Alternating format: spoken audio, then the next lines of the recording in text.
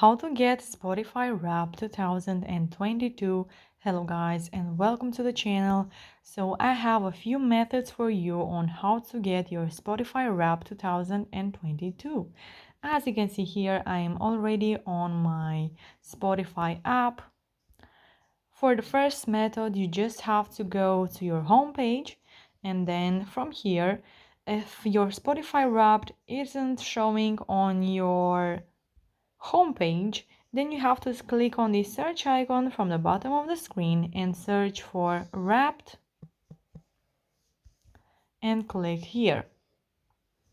If you don't have this option and if it's not working for you, you can go to your favorite browser and search for Spotify Wrapped 2022.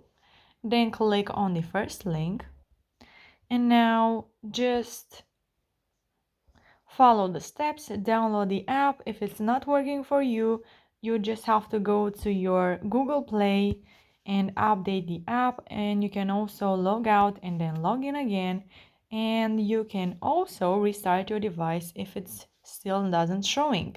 So if this video was helpful for you, you can like it, you can subscribe to the channel for more videos like this one, and you can also turn on the notification bell and you will be notified once I will post another video like this one.